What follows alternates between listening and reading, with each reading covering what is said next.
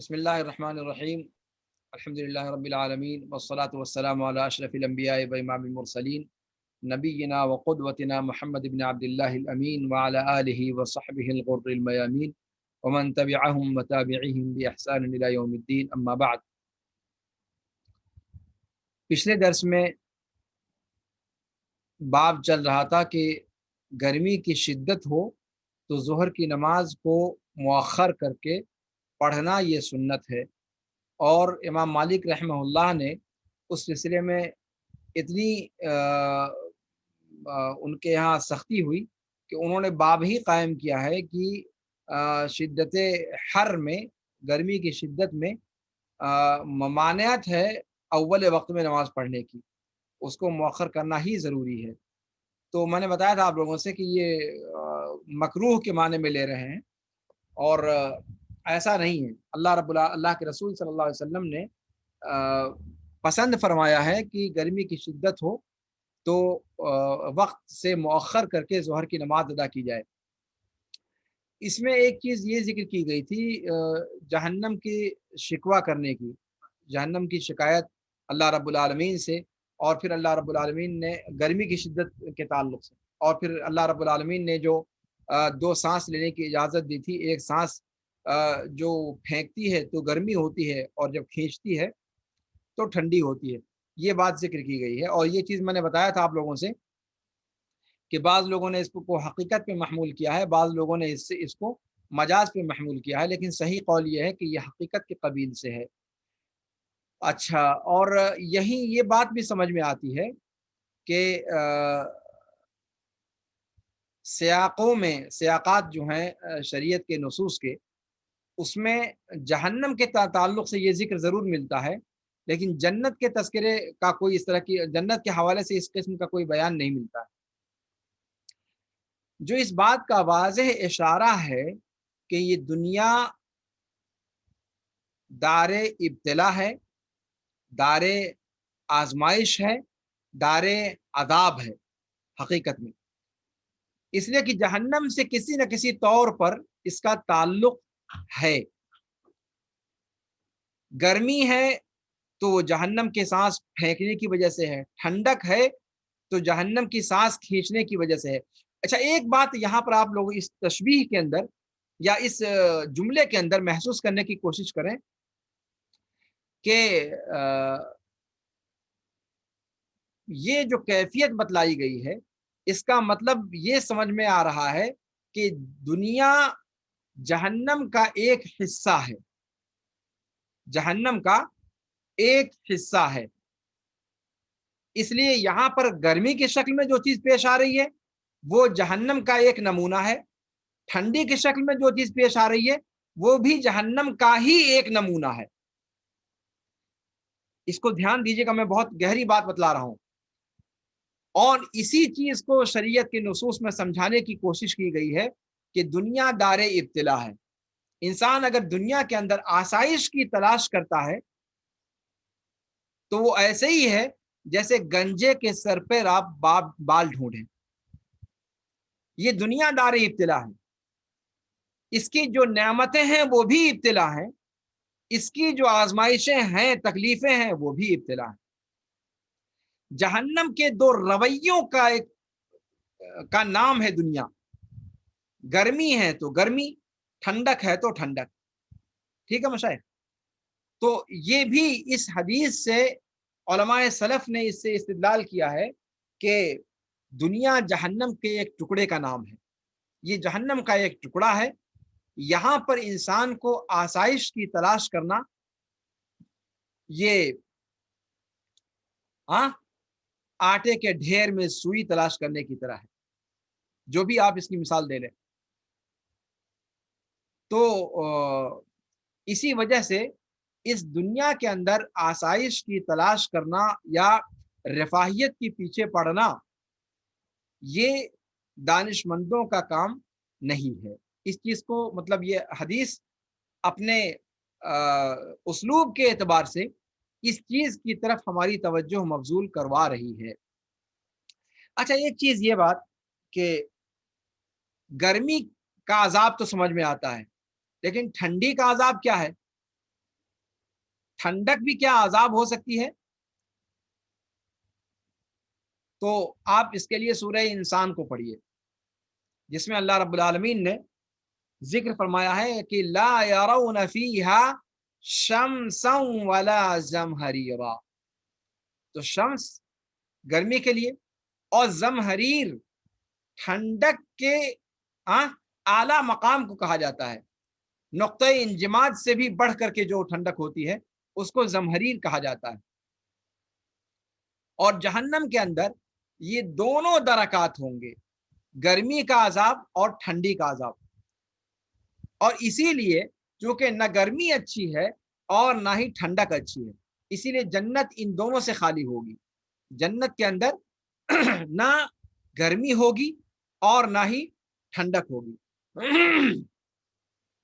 ये दोनों की दोनों चीजें जहन्नम से रिलेटेड हैं, गर्मी हो या ठंडक हो। इसीलिए अहले जन्नत के ताल्लुक से आया कि वहां पर ना तो वो गर्मी का सामना करेंगे और ना ही वो ठंडक का सामना करेंगे, यानी दोनों के दरमियान इत्तेदाल का मौसम वहां पर रहेगा, ना तो शदीद गर्मी और ना ही शदीद सर्दी। ये दोनों शिद्दत वाली चीजें, चाहे वो हरारत के कबील से हो या बरूदत के कबील से हो, ये दोनों चीजें जहन्नम के खवास में से हैं, जहन्नम की खुसूसियात में से हैं, जहन्नम के मुमय्यजात में से हैं। ठीक है मशाइख? तो इस रिवायत के अंदर अल्लाह के रसूल सल्लल्लाहु अलैहि वसल्लम ने, जाहिर सी बात है अल्लाह के रसूल सल्लल्लाहु अलैहि वसल्लम अपनी हवाए नफ्स से कोई चीज नहीं बोलते थे। वमा यंतिकु अनिल हवा इन हुवा इल्ला वह्युन यूहा। आप सल्लल्लाहु अलैहि वसल्लम पर जो कुछ भी आप सल्लल्लाहु अलैहि वसल्लम की ज़माने मुबारक से निकला करता था वो वही हुआ करता था। ठीक है मशाइख? तो यहाँ पर जो फ़अदीन लहा बिन्नफ़सैनि फ़ी कुल्लि आमिन नफ़सिन फ़ी शिताई व नफ़सिन फ़ी सैफ। जाहिर सी बात है, आप इस तरह से तसव्वुर करें ना कि कोई भी जानदार जब सांस लेता है तो उसकी सांस कहाँ जाती है? दुनिया के अंदर रहती है, फजा के अंदर रहती है, ऐसा ही तो है। तो इसका मतलब ये हुआ कि जहन्नम की छोड़ी हुई सांस अगर दुनिया में उसका असर पड़ रहा है तो इसका मतलब ये हुआ कि ये दुनिया जहन्नम से किसी भी तौर पर, किसी न किसी तौर पर जुड़ी हुई है, तभी उसके सांस लेने का और सांस छोड़ने का दोनों का असर बराह रास्त इस दुनिया की फजा पर पड़ता है। जिस तरीके से हम और आप सांस लेते हैं और सामने वाले को गर्मी और ठंडक का एहसास होता है, इस वजह से कि हम जो सांस छोड़ते हैं वो इसी फजा के जरिए से सामने तक मुंतकिल होती है, और वो भी इसी दुनिया के अंदर है और हम भी इसी दुनिया के अंदर हैं। यही ज़र्फ हम दोनों को मुहीत है। तो उलमाए सलफ ने इसकी वजाहत की है कि दुनिया एक जिस्म है और जहन्नम भी एक जिस्म है। ये जहन्नम जो है उसका जिस्म ये दुनिया को मुहीत है, दुनिया को शामिल है, दुनिया को घेरे हुए है, और इसीलिए जहन्नम की सांस का असर दुनिया के ऊपर पड़ता है और दुनिया की गर्मी और जो ठंडक है इसका बराह रास्त असर जहन्नम से जुड़ा हुआ है। ठीक है मशाइख? और यहीं से अल्लाह के रसूल सल्लल्लाहु अलैहि वसल्लम की वो हदीस कि अद्दुनिया सिजनुल मोमिन व जन्नतुल काफिर, जो कहा गया कि मोमिनों का कैद खाना है और काफिरों के लिए जन्नत है। काफिरों के लिए जन्नत इस तौर पर है कि उन्हें तो अबदुल आबाद के लिए जहन्नम की असल सजा का मुस्तहिक होना ही है, तो अब उनके लिए दुनिया के अंदर जो निस्बतन काबिल बर्दाश्त गर्मी और काबिल बर्दाश्त सर्दी है, ये निस्बतन उनके लिए यही जन्नत है। भाई उनको जो हकीकी जन्नत है वो तो मिलनी नहीं है, जो मोमिनों और मुत्तकियों का ठिकाना है वो तो अल्लाह रब्बुल आलमीन अहले इस्लाम को, अहले तकवा को देगा। वाज़ेह मशाइख? तो वो जन्नत अहले मुत्तकीन का, अहले तकवा का मावा और मलजा है। तो काफिरों के लिए या तो वो अबदुल आबाद की जहन्नम है या फिर ये इस दुनिया का ट्रेलर है जो वो यहाँ पर वो देख रहे हैं। तो उनके लिए जन्नत तो यकीनी तौर पर जन्नत हुई, इसलिए कि जहन्नम जब उसकी सांस की गर्मी और सांस खींचने और फेंकने की गर्मी और ठंडक का आलम यह है, तो वो असल में कितनी गर्म होगी आप अंदाजा लगा सकते हो। अल्लाह के रसूल सल्लल्लाहु अलैहि वसल्लम ने अहादीस शरीफा के अंदर واضح صحیح احادیث صحیح اور صریح احادیث شریفہ کے اندر آیا ہے کہ یہ جو آگ ہم اس دنیا میں استعمال کر رہے ہیں یہ جہنم ہی کی آگ کا ایک حصہ ہے، 70 حصوں میں سے ایک حصہ، یعنی 70 بار اس کو پانی سے دھل کر پانی ڈالنے کے بعد جو اس کی تپش اور اس کی حدت ہے وہ تپش ہے جو ہم اور آپ اس دنیا کے اندر دیکھ رہے ہیں۔ تو اگر آج اتنی کم تپش والی آگ کو برداشت کرنا حضرت انسان کی سکت سے باہر ہے تو پھر اصل جہنم کی آگ کی تپش اور اس کی حدت کا عالم کیا ہوگا، آپ اندازہ لگا سکتے ہیں۔ اسی لیے کافروں کے لیے یہ دنیا ہی جنت کے قائم مقام ہے، اس لیے کہ اس سے زیادہ آرام ان کے نصیب میں مقدر ہے ہی نہیں، ملنا ہی نہیں ہے۔ وہ جہنم سے ریلیٹڈ یہ دنیا اس کے اندر عارضی طور پر قیام پذیر ہے، اور مرنے کے بعد اس حقیقی جہنم کے اندر جہنم رسید ہوں گے جس کی خوراک اللہ رب العالمین نے انہیں بنا رکھا ہے۔ لیکن مومنوں کا معاملہ یہ ہے کہ صاحب ان کو اللہ رب العالمین جو حقیقی جہنم ہے اس سے محفوظ رکھے گا اگر ان کے اعمال بد نہیں ہیں، اعمال صالحہ ان کے پاس ہیں۔ تو اس دنیا کے اندر جہنم کا ٹریلر دیکھ لیں، وہ یہاں کی آلائشوں پر، یہاں کی کلفتوں پر، یہاں کے مصائب و آلام پر وہ صبر کر لیں، اور اس کے بدلے میں اللہ رب العالمین ان کو ہمیشہ ہمیش کے لیے جہنم اور جہنم کے قرب سے نجات بخش دے گا اور جنت کے اندر اللہ رب العالمین داخل کر دے گا۔ تو اس وسیع افق کے اعتبار سے اس نص کو ہمیں سمجھنے کی ضرورت ہے۔ اللہ رب العالمین ہم سب کو جہنم کی آگ سے محفوظ رکھے، اور ہم سب کے متعلقین کو اللہ رب العالمین جنت میں داخل فرمائے۔ بہرحال یہ ایک جانبی چیز تھی جو اس حدیث کے تعلق سے ذکر کرنا مناسب تھا۔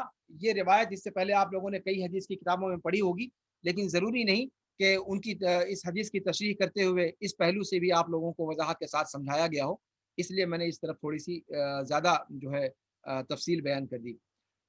یہاں جو اس حدیث کا محل شاہد ہے وہ یہ کہ جب حر اپنی شدت پہ ہو، گرمی اپنی شدت پہ ہو، تو ظہر کی نماز کو اس کے اصل وقت سے مؤخر کر کے پڑھنا ہی مستحب ہے، سنت ہے۔ بلکہ امام مالک رحمہ اللہ ایسی گرمی کی شدت میں ظہر کی نماز کو اپنے اصل وقت پہ پڑھنا مکروہ سمجھتے ہیں، اور اسی لیے ترجمۃ الباب میں انہوں نے ذکر کیا ہے باب النہی عن الصلاۃ فی الحاجرہ۔ ہاں ٹھیک ہے مشاہد، اگلا باب ہے باب النہی عن دخول المسجد بریح الثوم وتغطیۃ الفم۔ ٹھیک ہے، مسجد میں لہسن کی مہک بو لے کر داخل ہونے سے ممانعت کا بیان اور منہ کو ڈھانکنے کا ذکر۔ ٹھیک ہے مشاہد،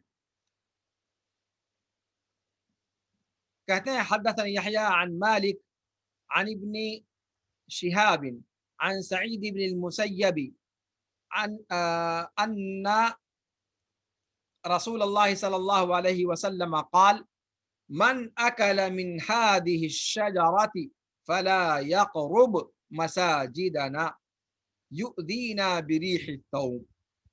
ٹھیک ہے مشاہد، اللہ کے رسول صلی اللہ علیہ وسلم نے فرمایا لہسن کے پودے کی طرف اشارہ کرتے ہوئے کہ جس نے بھی اس پودے سے کھایا، ٹھیک ہے، تو وہ ہماری مسجد سے قریب نہ آئے، ہمیں اذیت دینے کے لیے لہسن کی بدبو سے۔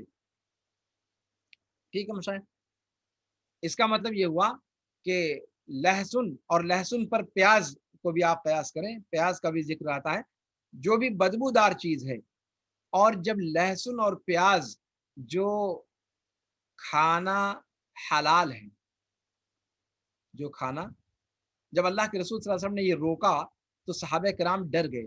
صحابہ کرام رضوان اللہ علیہ مجمعین نے پوچھا کہ کیا اللہ کے رسول یہ حرام تو نہیں قرار دے دیا گیا؟ اللہ کے رسول صلی اللہ علیہ وسلم نے جواب دیا نہیں، حرام تو نہیں قرار دیا گیا ہے، بس مجھے ذاتی طور پر اس کی بو پسند نہیں۔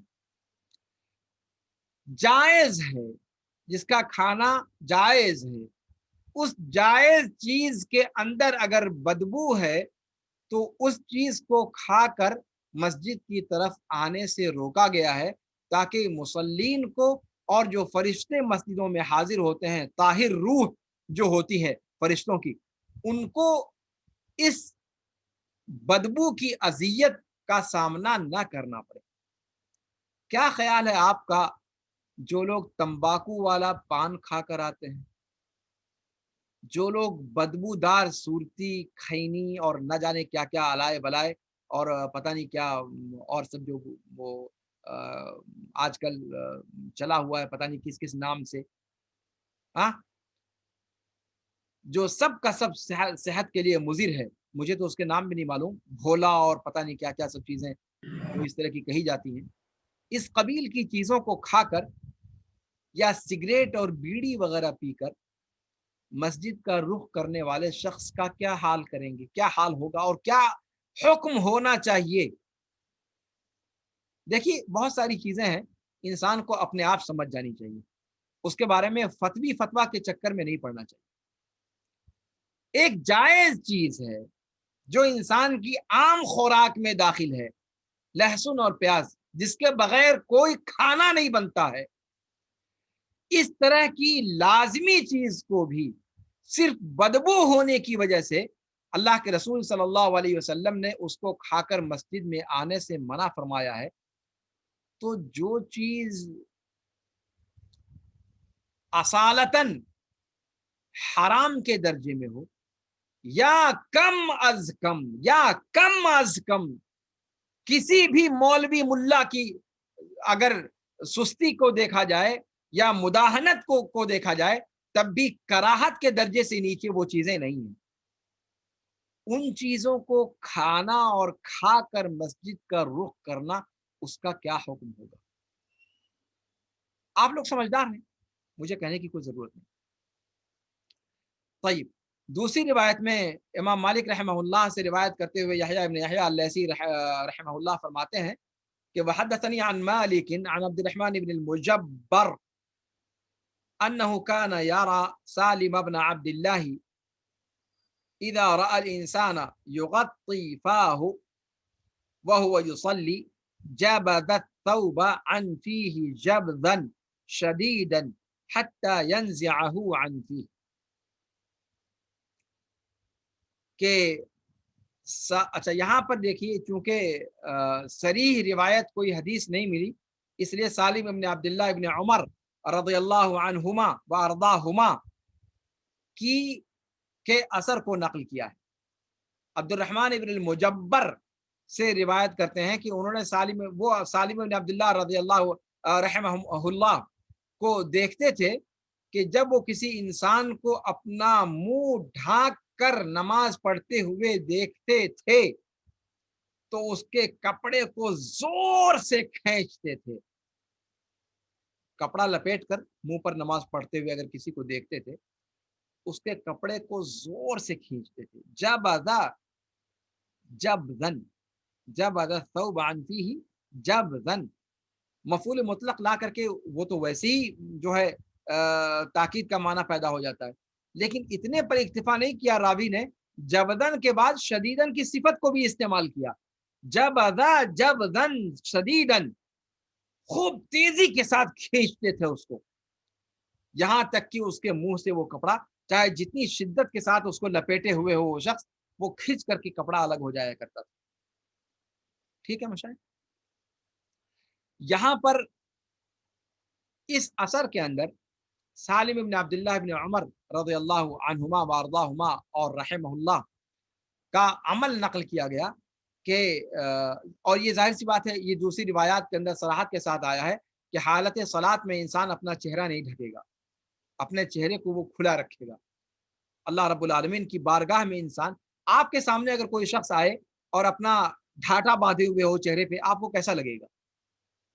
ہاں، ظاہر سی بات ہے برا لگے گا۔ تو آپ سوالی بن کر کے اللہ کی بارگاہ میں جا رہے ہو اور اپنا چہرہ چھپائے ہوئے ہو، ہاں، اللہ رب العالمین کے سامنے حالت صلاۃ میں چہرہ ڈھانکنا یہ درست نہیں ہے، چہرہ کھلا ہوا رکھنا ضروری ہے۔ تو یہاں پر جو دو روایتیں ذکر کی، اس کا ایک مقصد یہ ہو سکتا ہے کہ اپنے منہ کی بدبو کو چھپانے کے لیے کوئی شخص چہرہ لپیٹے ہوئے ہو، لیکن یہ کہ چہرہ لپیٹ کر کے آنا وہ بھی درست نہیں ہے۔ آپ کھا کر آؤ ہی کیوں کوئی ایسی چیز جو بدبودار ہو، آپ چاہے وہ لہسن ہو، چاہے وہ پیاز ہو، چاہے اس قبیل کی کوئی اور چیز ہو جو اس سے بدتر ہو، اس سے کمتر ہو، تب بھی جو ہے انسان اس کے بارے میں سوچے۔ اگر اس سے بدتر قسم کی بدبو ہے تو اس کے بارے میں تو کوئی شبہ ہی نہیں ہے۔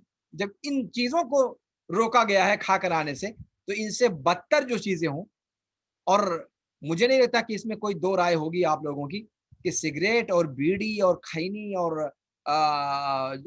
بھولا ٹولا چھولا جو ہوتا ہے، ان سب چیزوں کی بدبو لہسن اور پیاز کی بدبو سے کہیں زیادہ شدید اور بدتر ہوتی ہے۔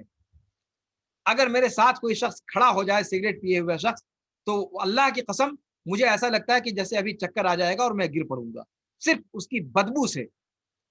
ٹرین میں سفر کرتے ہوئے اگر آس پاس کی سیٹ پر کوئی ایسا شخص بیٹھا ہوا ہے جو سگریٹ پیے ہوئے ہے، پی نہیں رہا ہے، پیے ہوئے ہے، اس کی بدبو ناقابل برداشت ہوتی ہے۔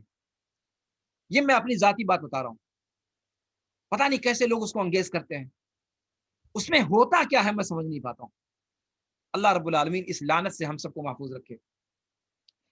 تو آمین۔ یہاں پر جو دو چیزیں آئیں، پہلی روایت کے اندر لہسن اور پیاز کھا کر کے مسجد کی طرف آنے سے اللہ کے رسول صلی اللہ علیہ وسلم نے روکا ہے، ٹھیک ہے، اور دوسری میں کپڑا منہ پر لپیٹ کر کے نماز پڑھنے سے سالم بن عبداللہ بن عمر رضی اللہ عنہما وارضاہما اور رحمہ اللہ انہوں نے روکا ہے۔ ان دونوں چیزوں کو یہاں وقوت الصلاۃ میں ذکر کرنے کا کیا مقصد ہے؟ امام مالک رحمہ اللہ نے یہاں پر کیوں ان کو ذکر کیا ہے؟ ٹھیک ہے مشاہد، یہ چیز غور کرنے کی ہے، اور میں امتحانات میں ان چیزوں پر توجہ کروں گا۔ کتاب یا باب اور اس کے تحت آنے والی روایت، آخر مناسبت کیا ہے؟ کیوں یہاں پر لے کر کے امام مالک آئے؟ باب سے مناسبت تو ظاہر ہے کہ باب ہی اس کا ہے کہ کیا کہا باب میں کہ لہسن کی مہک لے کر کے یا بدبو لے کر کے مسجد میں داخل ہونے سے ممانعت کا بیان، اور مسجد کے اندر نماز کی حالت میں منہ ڈھانکنے کی ممانعت کا بیان، ٹھیک ہے، یہ چیز باب ہی ہے۔ تو باب سے مناسبت تو بالکل واضح ہے، سالم بن عبداللہ بن عمر کا جو اثر ہے اس کا تعلق ترجمۃ الباب کے آخری ٹکڑے سے ہے، تغطیۃ الفم سے، اور اللہ کے رسول صلی اللہ علیہ وسلم کی جو روایت ذکر کی گئی ہے وہ دخول المسجد بریح الثوم سے اس کا تعلق۔ لیکن کتاب و وقوت الصلاۃ سے کیا تعلق ہے اس کا، ان دونوں روایتوں کا؟ شارحین کہتے ہیں، امام ابن عبد البر نہیں، امام ابن العربی المالکی رحمہ اللہ المسالک فی شرح موطا مالک، اس کے اندر کہتے ہیں کہ یہاں پر امام مالک رحمہ اللہ نے ان دونوں روایتوں کو ذکر کیا ہے کتاب وقوت الصلاۃ کے اندر، یہ بتلانے کے لیے کہ نماز کے وقت، نماز کا جو یہ وقت کا جو معاملہ ہے وہ ظرف زمان ہے، اور دوسرا ظرف مکان، جہاں پر نماز ادا کی جاتی ہے اس کو ظرف مکان کہہ لیں، یعنی جو مسجد ہے۔ تو مسجد کا معاملہ اور وقت کا معاملہ دونوں ایک دوسرے سے جڑا ہوا ہے۔ یہاں پر ان دونوں روایتوں میں یہ بتلانا چاہ رہے ہیں کہ اگر کوئی شخص لہسن یا پیاز کھائے ہوئے ہے تو وہ مسجد کے قریب نہیں آئے گا، فلا یقربن، ایک روایت میں آیا ہے، دوسری روایت میں فلا، یہاں جو ذکر کیا فلا یقرب مساجدنا، اور دیکھیے تین روایتوں کے اندر، چار روایتوں کے اندر، موطا کی جو چار روایتیں دیگر ہیں اس کے اندر آیا ہے فلا یقربن، ہرگز ہرگز ہماری مسجدوں سے قریب نہ آئے۔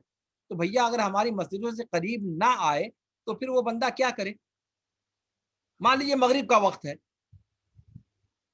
وہ وقت ہوتا ہی کتنا ہے، تو اب اگر وہ مسجد کے قریب نہ آئے تو کیا کریں؟ نماز چھوڑ دے، وقت نکل جانے دے۔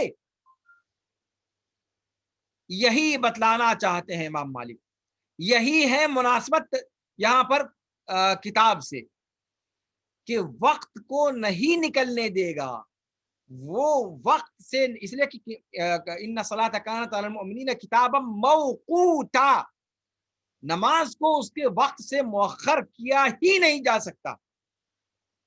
تو پھر کرے کیا؟ اللہ کے رسول نے مسجد سے قریب آنے سے روک دیا ہے، اور آپ کہتے ہو کہ وقت سے مؤخر نہیں کر سکتا، تو جو بندہ کھائے ہوا ہے وہ کرے کیا؟ کہا یہی تو امام مالک بتلانا چاہتے ہیں۔ کیا بتلانا چاہتے ہیں؟ کہا کہ مسجد کے اندر جماعت کے ساتھ نماز کا پڑھنا اس درجہ واجب نہیں ہے جس درجہ نماز کو وقت پر ادا کرنا واجب اور ضروری ہے۔ لہذا ایسا شخص جو پیاز یا لہسن کھائے ہوئے ہو، وہ یہ کھانے کی وجہ سے مسجد میں نہیں آئے گا، جماعت سے نہیں پڑھے گا، البتہ جہاں ہے وہاں پر وہ وقت پر نماز کو ادا کرے گا، وقت پر نماز کو ادا کرے گا۔ جماعت میں شرکت کے نام پر وہ اس نماز کو چھوڑ نہیں سکتا۔ مطابقت سمجھ میں آ رہی ہے؟ کتاب وقوت الصلاۃ سے مطابقت سمجھ میں آ رہی ہے کہ وقت کا معاملہ اتنا زیادہ اہم ہے کہ اللہ کے رسول صلی اللہ علیہ وسلم نے جس کنڈیشن میں مسجد کے قریب آنے سے بندے کو روکا ہے، ایسی کنڈیشن میں بھی نماز ادا کرے گا، چاہے پھر وہ منفرد ہی پڑھنا پڑے اس کو۔ اس کو نوٹ کیجئے گا، یہ ہے مطابقت۔ یہاں جو مطابقت ہے باب سے وہ یہ ہے، مسجد کے اندر جماعت کے ساتھ نماز پڑھنا واجب ہے، لیکن اس سے کہیں زیادہ واجب یہ ہے کہ انسان نماز کو وقت پر ادا کرے۔ اگر وقت نکلنے کا اندیشہ ہو تو وہ جماعت کا انتظار نہیں کرے گا، وہ فردی طور پر اس کو پڑھ کر کے اور نماز کو وقت کے اندر ادا کرنے کی کوشش کرے گا۔ یہاں پر وہ جماعت میں شامل نہیں ہو پا رہا ہے لہسن اور پیاز یا اس جیسی بدبودار چیز کے کھا لینے کی وجہ سے، لہذا وہ جماعت کے ساتھ مسجد میں تو نہیں جا سکتا، اس لیے کہ اس کے سلسلے میں اللہ کے رسول صلی اللہ علیہ وسلم نے واضح طور پر روکا ہے، اور بعض روایتوں میں نون توکید ثقیلہ کے ساتھ اس کا حکم آپ نے ذکر فرمایا ہے، جس سے یہ سمجھ میں آتا ہے کہ مسجد میں ایسی حالت میں جانا تاکیدی طور پر ممنوع ہے، لیکن نماز کو اپنے وقت سے یہ بندہ بھی مؤخر نہیں کر سکتا۔ ایسے شخص سے جماعت کا حضور ساقط ہوگا، لیکن وقت پر ادا کرنا اس کے لیے وہ معذور نہیں سمجھا جائے گا، یعنی وہ وقت پر نماز کو ادا کرے گا، چاہے پھر وہ جماعت کے بغیر ہو، مسجد کے بغیر ہو۔ یہ ہے مطابقت، اور اس چیز کو آپ لوگ نوٹ کیجئے گا۔ یہ سب دقیق چیزیں ہیں جو عام طور پر جس کا سمجھنا دشوار ہوتا ہے۔ اگر امتحان میں یہ روایت دے کر پوچھ لی جائے کہ اس روایت کا کتاب وقوت الصلاۃ سے کیا تعلق ہے، اس میں نہ دور سے نہ قریب سے کہیں پر وقت کا کوئی ذکر نہیں ہے، پھر امام مالک اس روایت کو کتاب وقوت الصلاۃ میں لائے کیوں؟ تو اس کا جواب یہ ہوگا جو میں نے آپ کو دیا ہے۔ امام مالک یہ بتلانا چاہتے ہیں کتاب وقوت الصلاۃ میں اس باب کو لا کر کے، اس روایت کو لا کر کے، کہ نماز مسجد میں جماعت کے ساتھ ادا کرنا واجب ہے، پر اس سے کہیں زیادہ بڑا واجب یہ ہے کہ نماز کو وقت پر ادا کیا جائے۔ لہذا اگر ایسی شکل بھی بنتی ہے جس میں جماعت کے اندر، مسجد کے اندر جماعت کے ساتھ نماز ادا کرنا ممنوع ہو، ایسی حالت میں بھی نماز کو اپنے وقت سے مؤخر کرنا درست نہیں ہوگا، اور بندے کو نماز ادا کرنی ہوگی وقت پر، چاہے پھر وہ منفرد ہی کیوں نہ ادا کرے۔ اس چیز کو بتلانے کے لیے امام مالک رحمہ اللہ نے اس باب کو کتاب وقوت الصلاۃ میں ذکر کیا ہے، اور اس باب کے تحت ان دونوں ایک حدیث اور ایک اثر کو انہوں نے ذکر فرمایا ہے۔ میرا خیال ہے کہ مجھے جتنی سکت تھی میں نے آپ لوگوں کو سمجھوانے کی کوشش کی، اور مجھے لگتا ہے کہ انشاءاللہ آپ لوگوں کی کھوپڑی میں بھی یہ بات انشاءاللہ گھس جائے گی انشاءاللہ العزیز۔ چلیے مشائخ آگے کیا کہا؟ اب یہاں سے کتاب وقوت الصلاح ختم ہوا، اب کتاب الطہارہ شروع ہونے والا ہے۔ کتاب الطہارہ، ٹھیک ہے مشائخ؟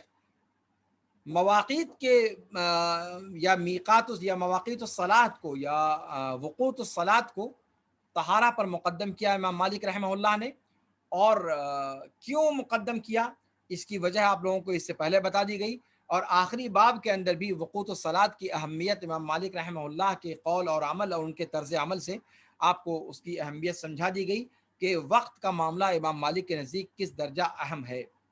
وقت سب سے پہلے دیکھا جائے گا، اس کے بعد پھر بقیہ چیزوں کو انہوں نے ذکر کیا ہے۔ یہاں سے کتاب الطہارہ ذکر کیا جا رہا ہے۔ کتاب الطہارہ میں وضو کا معاملہ، اور سویا ہوا شخص جب اٹھے تو اس کو کیسے اس کو وضو کرنا ہے جب نماز کے لیے وہ تیاری کر رہا ہو، اور پھر باب الطہور للوضوء، باب ما لا یجب منہ الوضوء، باب ترک الوضوء مما مست النار، باب جامع الوضوء، باب ما جاء فی المسح، یعنی وضو کے بعد پھر وضو کا جو بدیل ہے پانی نہ ہونے کی صورت میں، یا پانی نہ ہونے کے نہیں بلکہ وضو ہی کے اندر، اس لیے کہ مغسولات اور ممسوحات دونوں ہیں۔ وضو کے اندر بعض اعضاء کو دھلا جاتا ہے، بعض کو مسح کیا جاتا ہے، اس کا ذکر، سر اور کان کے مسح کا ذکر۔ پھر اس کے بعد 8ویں نمبر پہ مسح علی الخفین کا ذکر کیا ہے کہ اگر انسان خف پہنے ہوئے ہو تو پھر وہ اس پر مسح کرے گا، اس کو نکالنا ضروری نہیں ہے۔ اور پھر اس کے بعد نکسیر وغیرہ کا بیان، اس کے بعد زخم وغیرہ کا ذکر کیا گیا ہے، اس کے بعد پھر اس کپڑے کا ذکر کیا گیا جس میں خون لگا ہوا ہو، اس کا کیا حکم ہے، کیسے ہے، مزی سے وضو کرنے کا کیا حکم ہے، اور مزی سے وضو واجب ہوتا ہے یا پھر اس کے اندر رخصت ہے، اس کا ذکر کریں گے، اور شرمگاہ کو چھونے سے پھر وضو کرنا ہے یا نہیں کرنا ہے۔ اس طریقے سے جو ہے دیگر سارے ابواب جو کتاب، اس کے بعد باب التیمم آ رہا ہے، غسل کا باب آ رہا ہے، تیمم کا، اس کے بعد حیض کا باب آ رہا ہے، پھر نفاس کا ذکر آ رہا ہے، مستحاضہ کا ذکر آ رہا ہے، ٹھیک ہے۔ یعنی کتاب الطہارہ کے جو تقلیدی ابواب ہیں وہ سارے کے سارے ابواب انشاءاللہ یہاں سے ذکر کیے جائیں گے، اور امام مالک رحمہ اللہ اس کو تفصیل کے ساتھ انشاءاللہ بیان کریں گے۔ تو میں یہ مناسب نہیں سمجھتا کہ اب تقریباً 3.5 منٹ باقی رہ گیا ہے تو کتاب الطہارہ میں شروع کر دوں، انشاءاللہ اس کو اگلے درس تک کے لیے ملتوی کرتے ہیں۔ ھذا وصلی اللہ وسلم علی نبینا محمد وعلی آلہ وصحبہ اجمعین، سبحانک اللہم وبحمدک، اشہد ان لا الہ الا انت، استغفرک واتوب الیک۔ اگر کوئی سوال ہو آپ لوگوں کے ذہن میں جو پڑھایا گیا ہے اس کے بارے میں کہیں پر کوئی چیز سمجھ میں نہ آئی ہو، کوئی استفسار طلب کوئی چیز ہو تو آپ سوال کر سکتے ہیں۔